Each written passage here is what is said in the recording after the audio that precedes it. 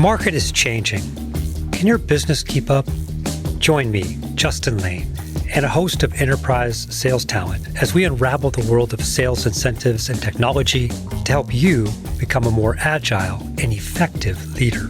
Learn how best-in-class organizations use data to identify and apply the right incentives at the right time to drive organizations towards success, whatever the market throws at you. Quit the guesswork and unlock the full potential in your sales team. Welcome to the Sales Compensation Show. It's my pleasure and my honor to welcome Donya Rose to the show. I first met Donya a number of years back when we were working on a project. She was helping out a client with a sales compensation design project. And in conjunction with that, I was working with the client to look at various software tools in the space to try to provide some automation around that sales compensation plan. During that engagement, I was impressed by Donya. Her ideas, her communication skills with not only myself, but the client, and most of all, I think her ability to rapidly deliver a tremendous amount of value to her clients. It taught me a lot about what it means to be a good consultant. Donya, welcome to the show. Thank you so much for being here today. If you'd be so kind Justin. as to provide some background and introduction for the audience about yourself. Of course. Yeah. I'm delighted to be talking to you. I'm always delighted to talk to you. And I still remember that first engagement very well when we were both younger and less experienced, but we were still pretty smart and hardworking, and we did deliver some value. So that was a lot of fun to do together. I'm a sales compensation plan design consultant. That's pretty much what I've been doing professionally for the better part of 20 years. And I had some experience with the practice at Towers Perrin, now Willis Towers Watson, but have been more independent and had my own firm for a number of years. That spanned lots of different industries. And as I say sometimes, as long as who we're compensating is humans, the foundational principles basically apply, because really it's about human motivation. And that's what we're in the business of trying to get right. I recently just talked about this idea of, I felt like 20 years ago, when you were first getting into the sales compensation industry, that people thought about sales compensation as a math problem to solve. And this idea that over time it has become more thinking about the human element of it and behavioral economics and motivation and the humanistic side of the equation.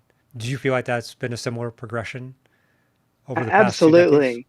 Yeah, I mean, we've realized over time that it's not just about the perfect plan design that doesn't have excellent plan communication and roll out great reporting once the numbers are actually calculated so people can tell what they've been paid for, good support from their bosses and coaches. There's a whole lot more to it. And huge is just getting the goals right.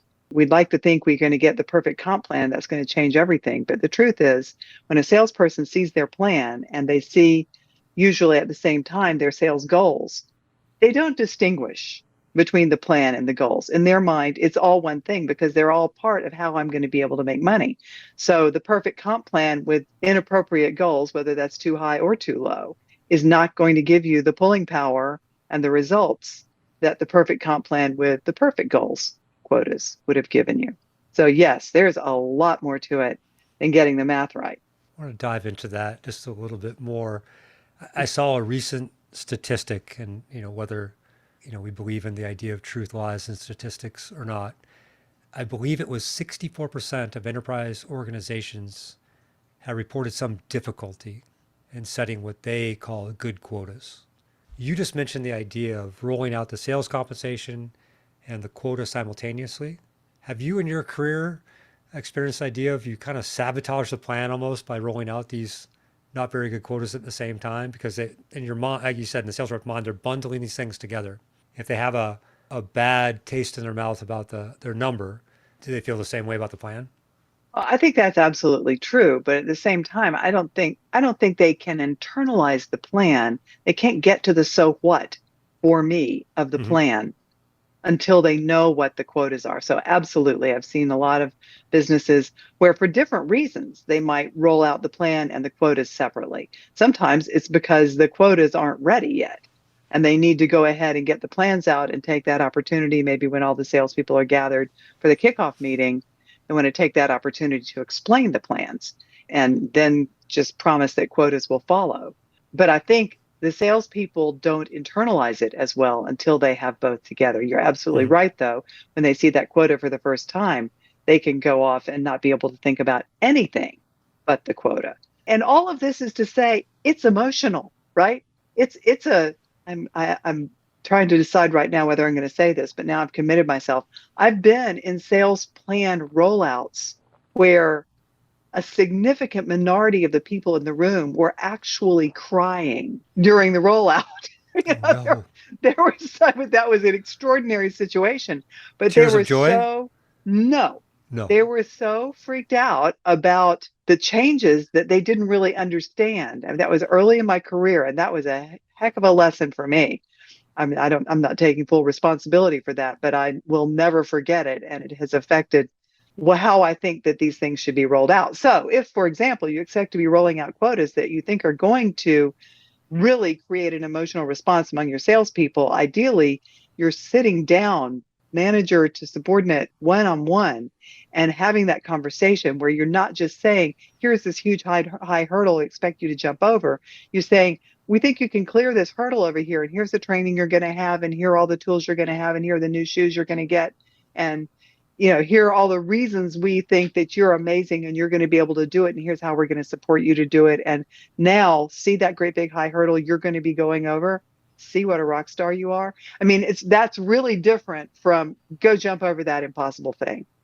And so Yeah. there's a lot of nurturing and support that can help make whatever you're communicating either inspiring or terrifying. Yeah. Spun off a couple ideas there. One, I think one of the things I've seen be effective in that communication of the number is to let people know kind of the math behind it, the how did the company get there. But the second piece you described, right? You told a story of a manager, working with the rep, helping them understand, right, their number and how they're going to make money and what does it mean to them and what behaviors they're going to have to change. How many companies in your experience train the managers to be able to have that conversation? Or is that kind of just a skill set either you have or you don't have and as a sales manager? That's a hard thing for me to comment on because, of Yeah. course, my sample is my clients. And I hit that really hard with my clients and try to provide the training tools and emphasize the importance of that. And honestly, once you say it out loud, it's kind of self-evident that it's Mhm. important. If no one bothers to say it out loud, then people can kind of forget and it can get lost in the shuffle. So I would say most of my clients do a decent job of that, but that's because I beat them over the head about it continuously as we get toward the end of the design process. I think there's a lot of aspects of good communication. One of them is that I feel strongly that it needs to come from sales leadership. I know there are lots of organizations, and some of them are my clients, where sales operations or finance might even introduce the comp plans to the salespeople. And I even have colleagues who will do that as a service. They'll do the introduction as consultants to the salespeople. But I really feel strongly that the salespeople need to see their leader explaining the plan, explaining why this is good for the business, and most important, how this is going to really support the rep in being rewarded for doing the things that matter the most to the company, and throwing out strategies for sort of how to make this plan work for them and encouraging them and letting them know our goal is not to save money here. Our goal is to spend money because you guys really do what we're asking you to do. You create a ton of value, and we share a portion of that value back with you. You mentioned just now at the idea of the comp plan is emotional. We were at a conference together this summer and we sat in on a session where a former sales leader had the same idea. The sales compensation was emotional. And his company's response to that was to get rid of, in some way, shape, or form, sales compensation. Does the pendulum need to go that far? Is it okay for sales comp to be emotional? And maybe how do we blunt the edges of helping reps have it not be so emotional? Right. And when is it emotional? I mean, that's what contributes to it being emotional. I think those are some important questions. I think people get emotional in an unfortunate way about sales comp and anything else in life when something that's really important to them feels outside of their control. That's when people have that kind of despairing kind of reaction that we don't want them having. Then we don't want our salespeople in that place, right? We don't want them despairing. We don't want them operating out of fear. We want them feeling strong and confident and excited and eager. I mean, that those are the kinds of words you'd want to use to describe your sales team. So how do you come up with comp plans that give them those feelings? And there are a lot of answers to that. One of them comes back down to reasonable goals that they rationally believe that they could meet or exceed. Another one is actually straightforward plans that they understand, so they don't feel like this magic secret dungeon full of who knows what is generating a number that they don't understand that's going to affect their comp. But another huge one is the right amount of risk and upside. So if you have a comp plan that puts too much of this person's market value, what they could have earned elsewhere doing similar work, too much of that at risk for the amount of control they have over the outcomes on which they're measured, then they can feel like they're too at risk for what they have control over.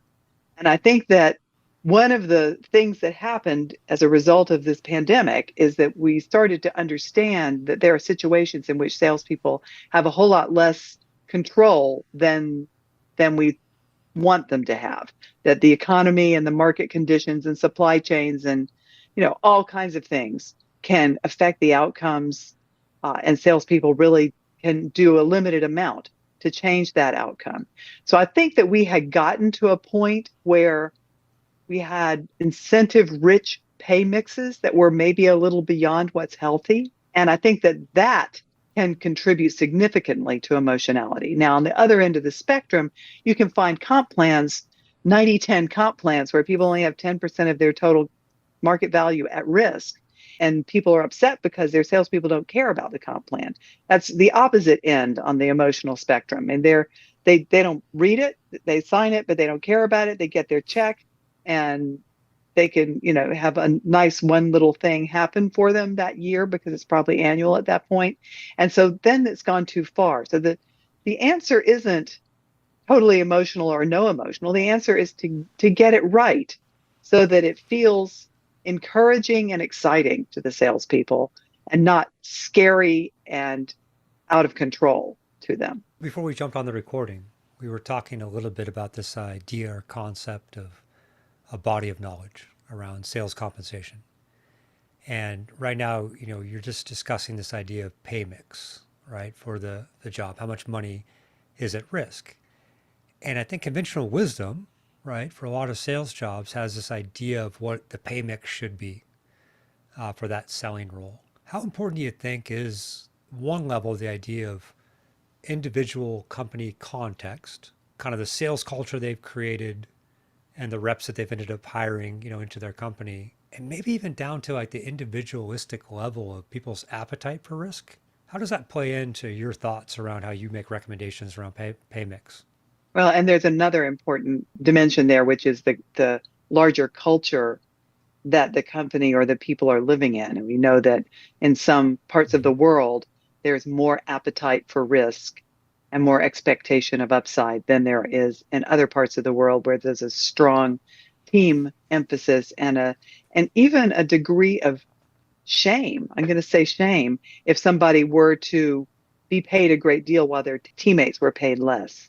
And so you've got to take the culture, and I'm not talking about the company culture, though that matters too, but you're going to take the larger culture Whether into it's account at country the or same region, time. geography based. Yes, yes. And so there are a lot of things to keep in mind as we go through this. And I think that there's not a right or wrong answer. I think being aware of what the industry you're in your market area, geographic market, usually is an interesting starting place. But I also think that stage of growth of the business is a huge part of this.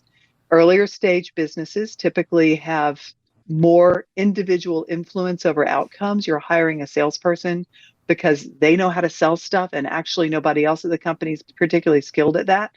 And they're going to invent the selling process. They may even be hired because they have a personal network, or they promised you that they do, and they have people they can go call on to get this business. So if all of that's true, then that person arguably has a great deal of control over the outcome on which they're being measured, a great deal of influence.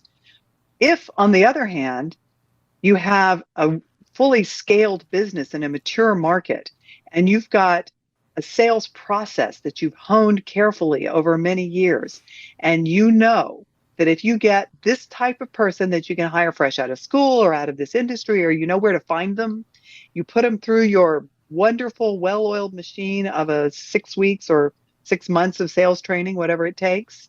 They come out the other end, and you're pretty confident you know what they can produce. Then it's not the individual that's causing the results. It's the whole system that's been created by the business, in which case it would be more appropriate to have a more base rich pay mix because the individual is operating in a system like that. So there is a lot of things to consider. And that body of knowledge, honestly, pay mix is one of the things that I think the people who wrote this stuff down a long time ago got right from early on, in that the primary determinant of pay mix ought to be that thing we call role prominence, which is the degree to which the individual causes the results that they're being measured on, as opposed to the rest of the team, the pricing, the breadth of the product line, the delivery schedule, the market position of the company, all those things that also contribute to sales success. And so the higher the prominence, the more it's the person who causes it, the more incentive rich the pay mix ought to be. Now, things have changed over time in industries about role prominence. And I think some of the sales 2.0 stuff, where people go on the website and self-serve all kinds of information and show up knowing what they want to buy, and a lot of the sales job is being done differently, may change the appropriate pay mix, but it changes it based on the fact that the prominence of the role changed. And so that early idea in the body of knowledge that role prominence is the right determinant of pay mix is still true. One more question on pay mix. I was just part of a conversation this week where somebody was lamenting the idea that their company for sales reps would provide merit pay increases against their base on an annual basis. And so over time, the longer reps been there, more tenured reps, their pay mix would get more out of whack, right, to the job role, and was causing some difficulties for the folks trying to design and administer the plans. Any opinion on merit pay increase for sales reps? Should it apply to the total target, just the base? Yeah. So you put your finger right on the thing that happens, which is that if you don't pay attention to managing the pay structure, which is base and variable for sales reps, and you have a philosophy that says go make your own raise, right? Sell more stuff if you want to raise. And that's generally the philosophy that goes with we're not going to adjust base salary. Then over time you get to that point, but you find that you can't hire new people in unless you have higher base pay levels than what you're paying your tenured people. But those same companies are probably handing those tenured people substantial territories so that they can maintain their compensation level at the where they think they need it to be. And then the final evolution in that process is that they get to the point where that territory is so large, and these are typically people in a true commission plan, right? They have a percent of what they sell that's not different from one person to the next. And so that's when it makes sense to say, go make your own increase because you just sell more and that's how you get more. Well, eventually they've got a rock star seller who's built up a great big territory. They're earning a whole lot of money, but they've got this amazing sales talent and they want that talent to be able to grow something. But this person is spending all of their time maintaining this huge book. And they know they could sell more stuff as a business if they could subdivide that territory, but they can't do it because it would take comp away from their rock star. And that is actually the presenting problem, which most often leads companies to finally make the move to go to a goal-based plan and personal commission rates so that they can keep selling that rock star, keep paying that rock star what they want to pay them and subdivide the territory so that the whole thing can grow better. So this is a long-winded way of saying that the scenario you've just painted leads eventually, not immediately. You can get away with it for a lot of years, like maybe 5 or 6. But once you get into year 10 or so of never touching base salaries, it kind of blows up on you and it starts to hurt the business's ability to grow. You brought up a couple of other ideas. One, you mentioned this idea of the tenured reps, the people that have been around longer. Maybe they have a slightly better or bigger territory to be able to make their money. And I know that one of the classic analysis that folks will do when you're looking at the sales compensation plan is a pay per performance scatter plot. One axis of pay, one axis of performance, and we're looking for that nice correlation up and to the right around a trend line. And the one cut that a lot of folks will do is around tenure to say, does tenure have an impact, to it for any, wide variety of reasons. Again, another thing we were talking about before we jumped on the call was the idea of DEI, right, in sales compensation or comp in general. When we're doing analysis of comp plans, are your clients asking for more cuts than beyond tenure, or are you recommending them to take more looks around fairness for different populations or groups? DEI, that's something that I have just in the last 2 years started having people want to actually incentivize diverse hiring. So that's a thing that people have actually suggested putting in as an incentive measure in the comp plan. That's got some interesting implications. But when clients send me data, there's a lot of sensitivity around any kind of identifying information. Mm-hmm. And so I have not actually encountered any data sets where I could reliably even detect gender. I could guess from some of the names maybe, but so no, I haven't done any analysis on that, though I know that I've got clients who do analysis on a number of categories of people to see if things appear to be fair. But you also raise a great point, which is that in that world in which there is no base salary increase, the way that sales managers, if they're able to do it, will increase the pay for the people that they feel they need to increase the pay for is by giving them accounts or territory. Yeah. And so you're kind of kidding yourself that you're not managing comp. That's just the way they're managing it, is by the way they hand out territory. Yeah. And that is very much subject to an individual's preferences about where they hand out that territory, which I can imagine could lead to some DEI related issues. Yeah, I'll hazard a guess and say there may be some unconscious bias in how they're passing out accounts. And my thought always goes to whether it's opportunities or accounts should be more in a round robin fashion if you're not going to do a full optimization or balancing of the territories. But I think for a lot of companies, that idea of a optimized or balanced territory structure is a future project as opposed to something in place today.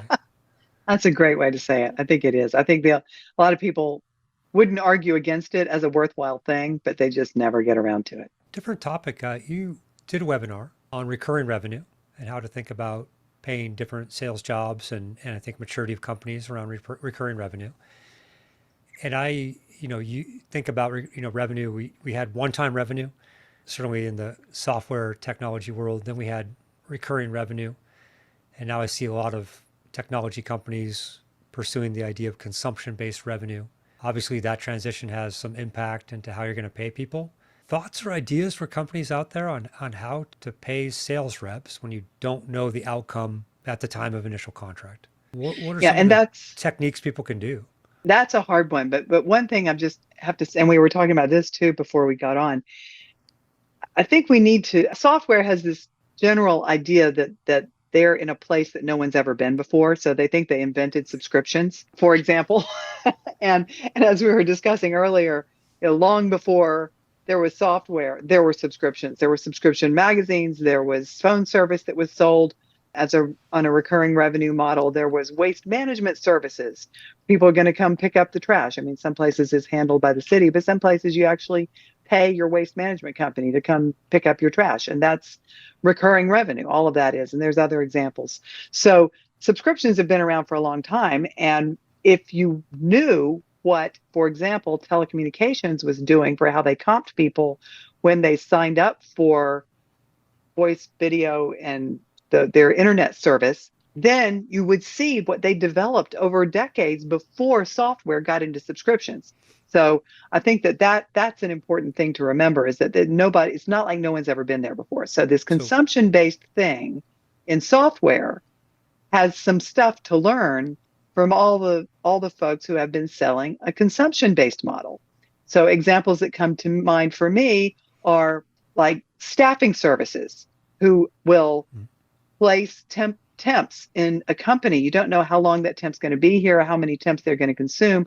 Your contract is for a rate, and that's what's committed to, but there's no particular volume commitment. That's been going on there have been temp agencies for a very long time.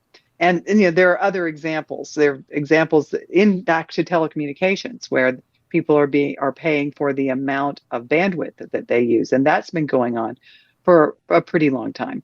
So how do those people pay? Those people normally pay on book size growth. So I've got a set of accounts that are my accounts. I may have some prospect accounts that I haven't yet landed. I've got a right to go sell these book. And I've got a value, an ongoing, let's say monthly recurring revenue value of this book walking into, say, a quarter. And by the end of that quarter, I've got a different value, ideally larger value. And those companies would pay on the increase in the monthly recurring revenue for that book. So that's one way of doing that. It's a completely different thought. And one of the problems with it is that, especially in software, people have gotten used to being paid upfront for the long-term value of the thing they sold. So even if they're selling a 3-year SaaS deal, a lot of businesses will pay for the new business salesperson who sold that thing. They'll pay for it very close to when it was sold. You don't have to wait for 3 years to get the total payout on that. Whereas if you're paying for book growth, then you've got to make it grow. And every month you've got to make it grow a little more. So if I get something to grow right now, I've got to keep that thing there and add to it the next month. It's not nearly as much fun, honestly, to get paid that way. But you can't pay up front for some future thing when you don't know how big it is. I've said this 1,000 times in the last year. 2 things have to happen before you finish paying a sales rep for something. One is they have to have done most of the things they need to do to get that thing sold to the point that you want them to redirect their effort to the next opportunity.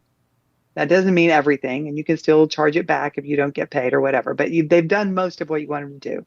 And the other thing is, what they sold, and so with a high degree of confidence. And so the consumption model for the lifetime value of that really doesn't check that box in most cases. Now, I do have one client that recently did something pretty innovative. They got a lot of good history, a lot of good data, and they actually can say with a lot of confidence, if you get a consumption-based agreement with a customer that has these characteristics, at least this size customer, at least this, I probably better not say too much about who it is, but anyway, they've got the characteristics of the customer and the characteristics of the way the thing is set up, and they can say with some reasonable confidence what that's going to be worth to the business over the next 5 years. And so they will pay upfront for that. But very few companies have that linkage where they know what those factors are that would give them the confidence to pay upfront on a consumption model.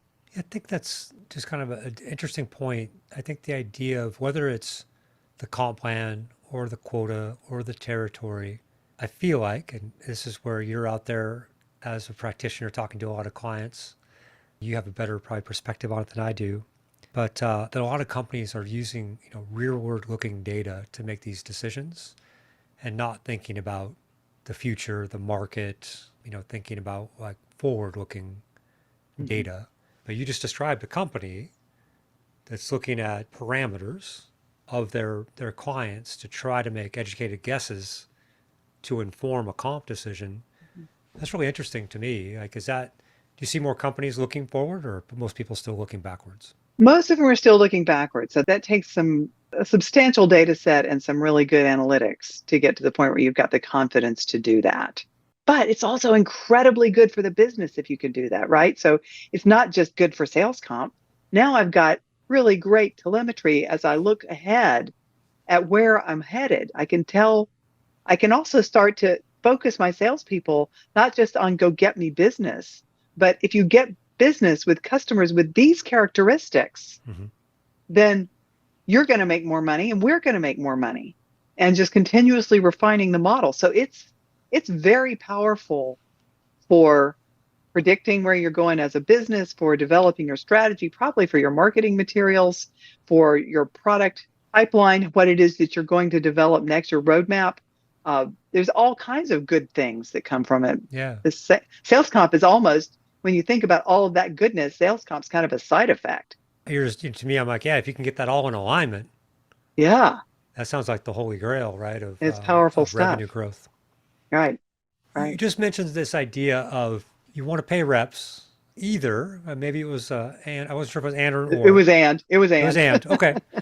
On, knowing that they've done the activities they need to do to secure the deal or, based upon the results. And this is a conversation that keeps coming up for me. I mentioned the idea that I think as soon as you look for something, it pops up everywhere.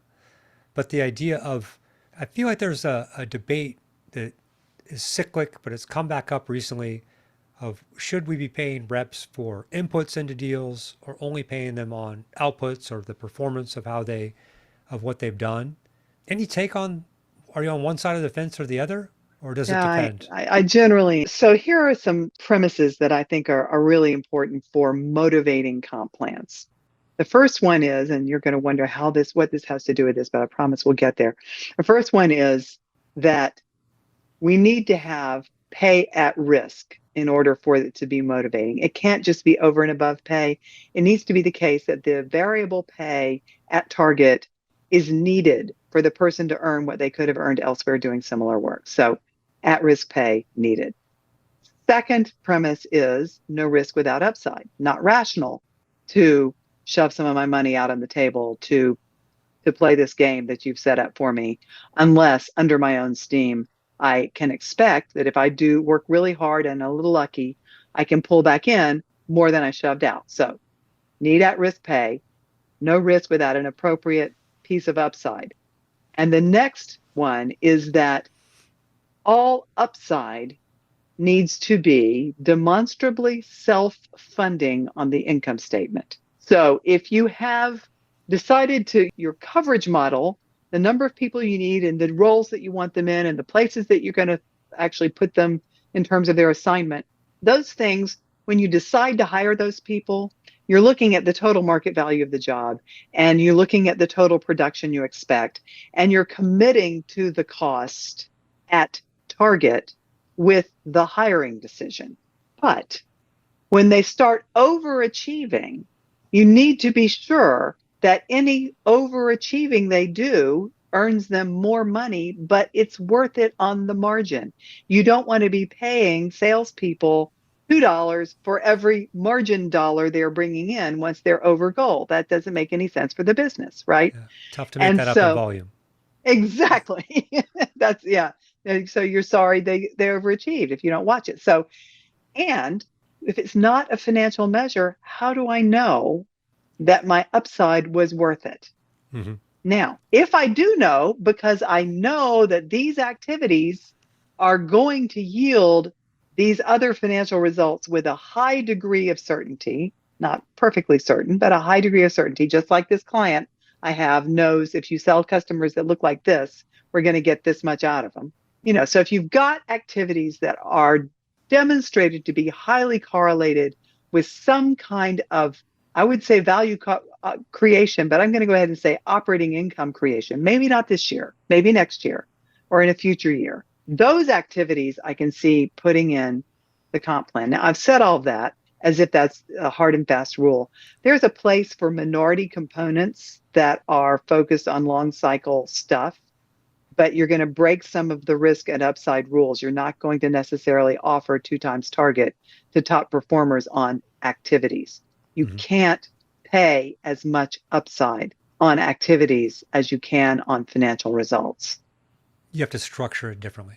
You have to structure it differently. It's less exciting, and you maybe need to put more upside on the financial measures in the same plan that has less upside or even capped at target on activities.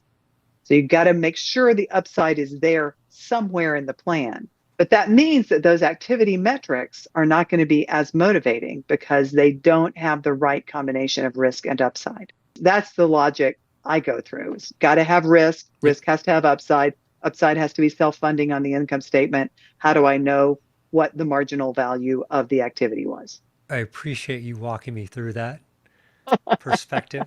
I'll What do check you back. think? I'll I want to check know what back you in think. 6 months. It was interesting because I think that, my perspective on it was I had to step back a little bit.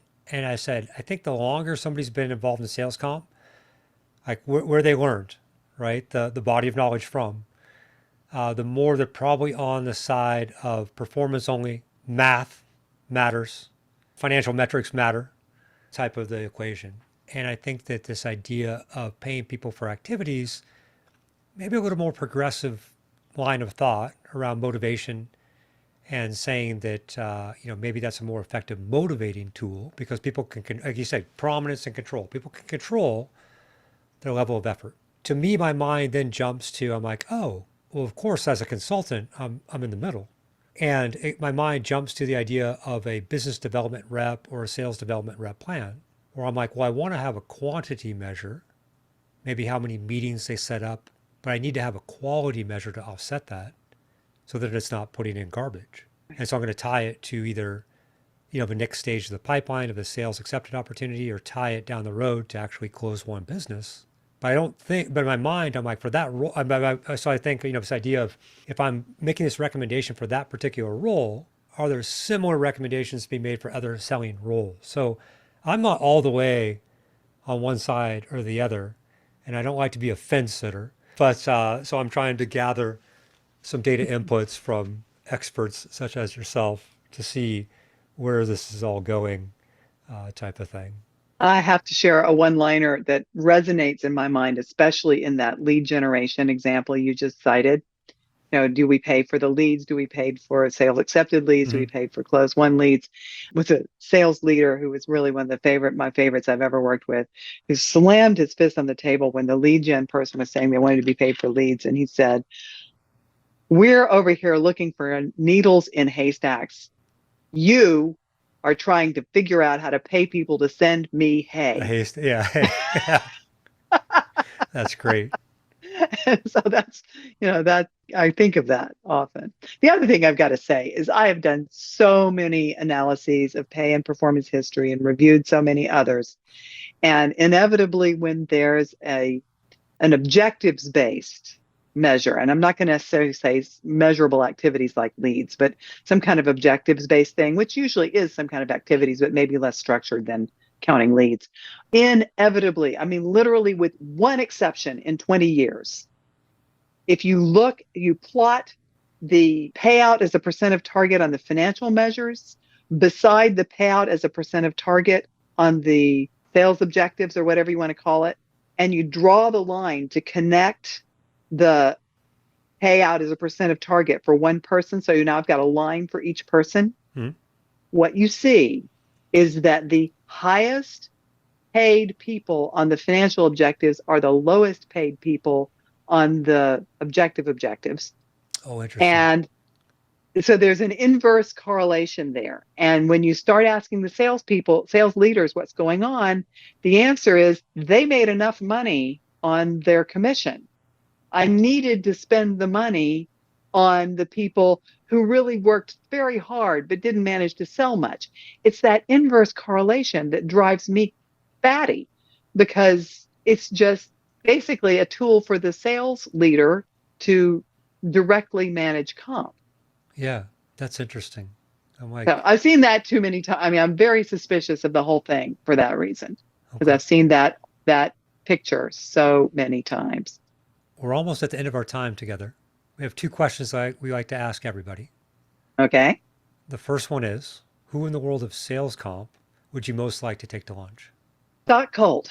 He's a older fellow and started the Towers Parent practice years ago and was my initial inspiration and just one of the finest human beings I've ever met. And anyway, he's long since retired, but if I had to pick one, he would be the one. All right. Second question. As you can tell, I like to read. Any books that you would recommend to folks, whether it's specific to sales comp, sales management, general business, or just a good book that you read recently? Any recommendations? And this one, I'm going to say the Sales Compensation Handbook. This is another old book.